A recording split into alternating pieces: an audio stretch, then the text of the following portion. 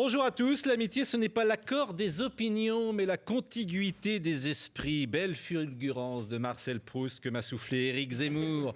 Proust, forcément Proust, à la recherche du temps perdu Éric, j'aurais dû m'en douter. Bonjour. Bonjour Nicolas Doménac, c'est Noël, bonjour. Vous avez mis une cravate, vous allez bien?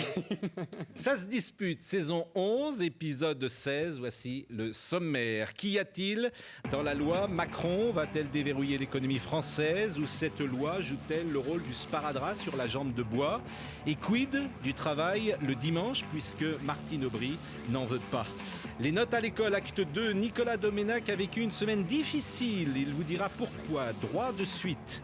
Qu'a voulu dire Marine Le Pen sur la torture? Qu'elle était pour ou qu'elle était contre? Qu'elle était justifiée parfois ou inadmissible toujours? Sur ce sujet, comme sur d'autres, Marine Le Pen se démarque de son père Jean-Marie, quoique. Fait du feu dans ma cheminée, je reviens chez nous. S'il y a des particules fines à Paris, il y en a partout. Heureusement, Super Sego débarque et rallume le feu dans la capitale. Vous continuerez de regarder, ça se dispute, peut-être au coin du feu.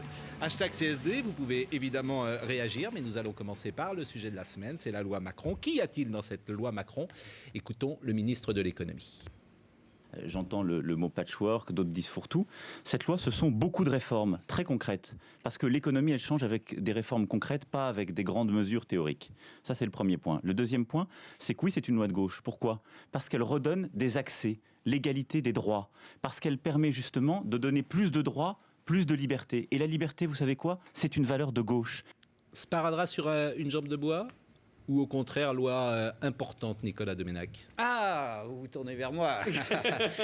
Écoutez, je vais vous surprendre parce que je vais commencer par un détour. Je vais commencer par un détour touchant au leader de la CGT, M. Le Pen, qui est actuellement en difficulté pour des raisons d'argent, de travaux. Mais au-delà, pourquoi j'en parle? Parce que j'ai un vieux débat avec Zemmour et au fond avec la gauche et avec la droite sur l'argent. Je trouve que dans notre trouble identitaire qui nous travaille, qui déprime la France, et on va venir à la loi Macron, la corruption de l'argent est quelque chose d'essentiel et que ça touche le principal syndicat ouvrier, c'est la fin des haricots, c'est la fin de tout. C'est-à-dire qu'on a les représentants politiques, on a les représentants patronaux qui jour après jour font la une des journaux pour concussion, fraudes diverses, etc. Et en plus, les représentants syndicaux qui, en principe, sur cette question-là, devraient être les plus exemplaires des plus exemplaires. Donc, c'est pas la peine qu'il démissionne ou pas. De toute façon, il est terminé, Le Pen. Je veux dire. Et au-delà, tout ce qui est représentant syndical est mis en difficulté. Il entraîne avec lui. Pourquoi je dis ça? C'est parce que c'est la toile de fond derrière laquelle arrive la loi Macron, c'est-à-dire, au fond, une gauche complètement explosée dans ses repères, dans sa tête, et qu'au fond, on est en train de faire une guerre de religion autour d'une loi c'est des bricolettes, c'est des petites avancées, mais bon, qui couvre un débat qui apparaît sur le travail du dimanche. On voit entre une gauche qui a encore quelques vieux réflexes d'autrefois, mais qu'elle n'a pas mis au goût du jour. Mais comment comprendrait-on que cette gauche qui s'est massivement opposée à la loi Sarkozy sur le travail du dimanche, tout d'un coup, elle acquiesce comme ça, sans rien dire, sur le fait qu'on avance là-dessus à plus de... Alors c'est juste quelques jours en plus, mais au-delà de ça, c'est juste un point symbolique, c'est-à-dire que pourquoi la gauche avait sacralisé, mais pas seulement la gauche, une partie de la droite essentielle avait sacralisé le travail du dimanche, le repos du dimanche, pardon. Pourquoi elle l'avait sacralisé, le repos? C'est parce que l'homme n'est pas fait que d'aliénation dans le travail et qu'il doit s'en libérer. C'était ça l'idée. Mais quand il n'y a plus de travail, l'aliénation devient peut-être supérieure et donc il y a une remise en cause à se faire l'aliénation de ne pas en avoir de travail. Donc peut-être qu'il faut travailler dimanche. Bref, c'est pour ne pas avoir, et là je passe la parole à Zemmour, c'est pour ne pas avoir fait cette mise à jour de la pensée social-démocrate en pleine crise, que là, ça se traduit sur une loi qui n'est quasi rien, mais qui prend tout d'un coup l'allure d'un changement de civilisation, ce qu'elle n'est pas. Alors, il y a plusieurs points. Pardon d'avoir été un peu long. Mais non, mais je t'en prie. J'écoutais sagement, mais il faut que je fasse un effort de mémoire. Tu sais, avec mon grand âge, oui, tu on peux n'arrive apprendre. plus. Donc, d'abord... un effort de mémoire ou un devoir de mémoire? Un effort. L'argent. Le leader syndicaliste comme d'habitude, Nicolas, tu découvres la Lune. Je veux dire que tu as oublié les scandales autour des comités d'entreprise d'EDF. Je pense que c'est pour ne pas les avoir dénoncés. Ah bon, d'accord. D'accord. Bon, donc très bien. Et puis il y avait une tradition à la voilà, SNCF. Exactement. Et donc il y a toujours eu comme ça des arrangements avec le diable de la part des syndicats, ces leaders CGT, et ils ont toujours été dans des conditions cossues, on dira, logés dans des conditions cossues. Bon, alors maintenant, passons à la loi Macron et au principe. Tu n'as pas bien entendu ce qu'a dit Macron, c'était intéressant, j'ai trouvé la dernière phrase qu'on nous a diffusée, parce que c'était très, très révélateur. Il a dit « La liberté est une valeur de gauche ». Il a tout à fait raison, ne t'en déplaise. Je dirais même que la liberté est la valeur de gauche, c'est la Révolution française, et la liberté, c'est le libéralisme. C'est l'individu et c'est le libéralisme. Je ne vais pas faire mon Michéa de poche, mais c'est quand même évident. Et d'ailleurs, c'est toujours la gauche qui a fait des lois les plus libérales, de régression sociale. C'est la Révolution française qui interdit toute coalition ouvrière. C'est la République qui abolit le dimanche avant de le rétablir pour compenser, évidemment, pour compenser la loi de séparation de l'Église et de l'État. Tu vois, il y a toujours eu ce rapport, c'est toujours les plus libéraux, c'est la gauche. Le libéralisme est une idéologie de gauche. Et Macron n'en est que le dernier surgeon. Bon, maintenant, cette loi, je serais d'accord avec toi sur un point, c'est pas grand-chose. Bon, à part, en fait, qu'est-ce que c'est? Parce qu'il faut toujours revenir aux origines. On n'en parle plus, c'est ça qui m'étonne. C'est pour donner des gages à Bruxelles, pour ne pas être puni sur le déficit budgétaire. D'ailleurs, l'Italie fait la même chose en ce moment, l'Italie de Renzi. Je ne veux pas réduire les dépenses budgétaires pour des bonnes raisons, parce qu'on est en déflation, pour des mauvaises raisons, parce que je ne veux pas toucher à ma clientèle de la fonction publique. Je ne veux pas non plus être sanctionné par Bruxelles, donc je dis à Bruxelles, mais attendez, je vais vous faire une loi libérale. Et on prend aux pioches au hasard. Alors on fait payer les notaires, les professions judiciaires, bon, on les amoche un peu, on n'ose pas aller au bout du système anglo-saxon, donc on reste entre les deux, et puis on fait le travail le dimanche, alors on n'ose pas libéraliser tout, parce qu'il y a Martine Aubry qui veille, donc on met 12 dimanches au lieu de 5, enfin, là je suis d'accord avec toi, c'est du bricolage. Moi, ce qui m'amuse le plus dans cette loi, c'est les autocars. Je pensais qu'on va retrouver la croissance grâce à des autocars. Mais bon, c'est toujours... En même temps, c'est le rêve américain. Tu te souviens, quand on était jeunes, ce qui nous fascinait, c'était ces autocars. Non, mais c'est le sens de la question. Est-ce que c'est un sparadrap ou pas? Donc, quand vous parlez autocar, j'entends sparadrap. C'est un sparadrap et c'est un gage donné à Bruxelles.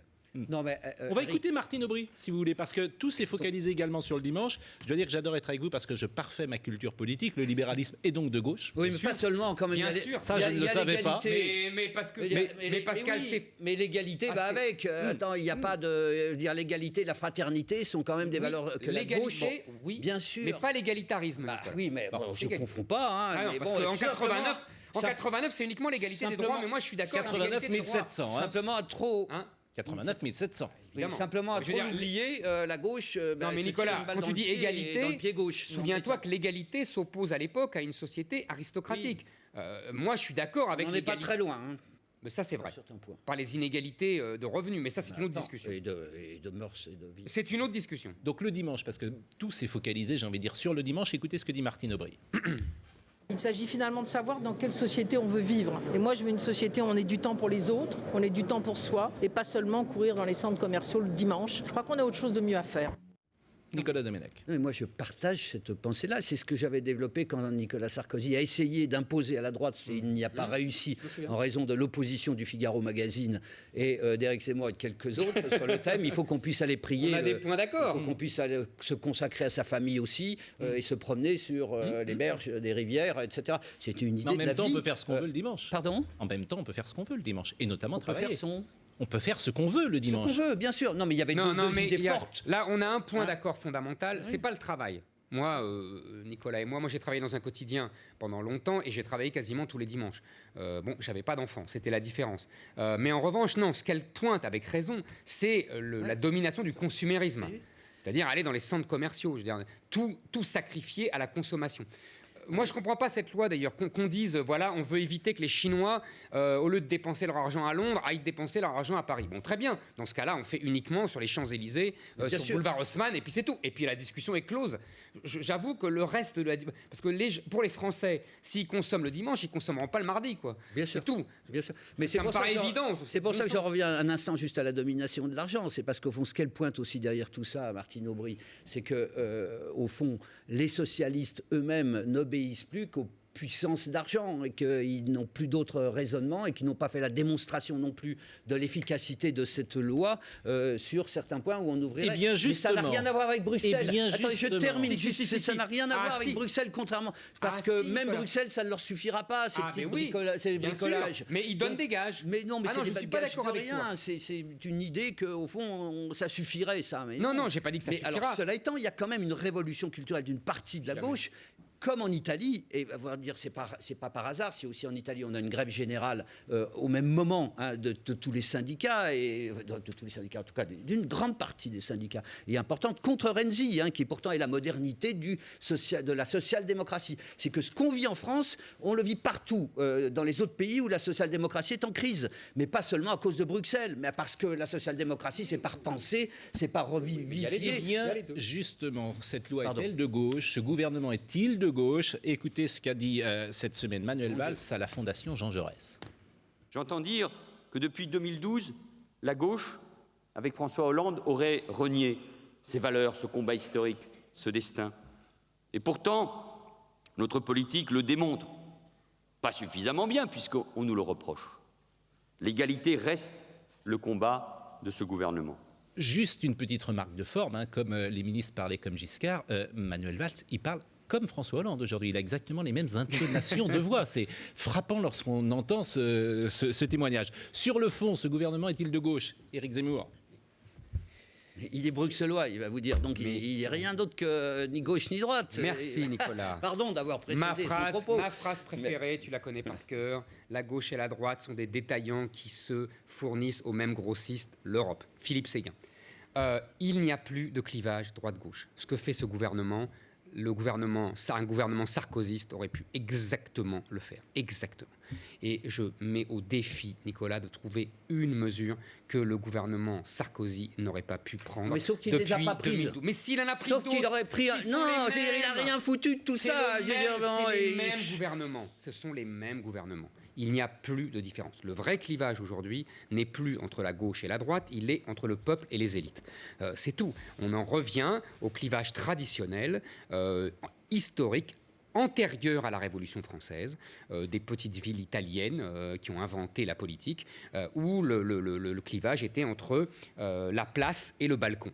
Voilà, nous sommes là. Il y a des gens au balcon. Comment ? Et ça se finit mal. Et ça se finit mal en général. Non, il y a quand même des choses que ce gouvernement n'a pas faites, à commencer par le bouclier fiscal, par exemple, ou d'autres choses que le gouvernement Sarkozy, lui, avait entrepris. D'ailleurs, tu ne me convaincs pas en me disant qu'il a fait d'autres choses, Sarkozy, pour Bruxelles. Je trouve qu'en tout cas, tout ce qui est présenté là, si on suit ton raisonnement, je ne comprends toujours pas pourquoi ils ne l'ont pas réalisé. Je fais un tout petit point sur les autocars. En discutant en province avec des gens qui avaient des difficultés de transport parce qu'on a sacrifié les lignes de train, l'autocar est pour eux une perspective importante. C'est très écologique. Voilà. L'autocar, c'est formidablement écologique. Il faudra qu'on m'explique. Moi, je suis prêt à comprendre les choses. Et enfin, je terminerai juste sur un point, ça va peut-être nous amener d'ailleurs à un sujet d'après. Je pense qu'un des grands ratages de ce gouvernement, outre le fait qu'il n'a pas pris des mesures sociales d'entrée forte, c'est l'éducation. C'est un de ses défis, c'était une des valeurs sur lesquelles la gauche était attendue, avait suscité des espérances. Et tu vas être content, on va supprimer les notes.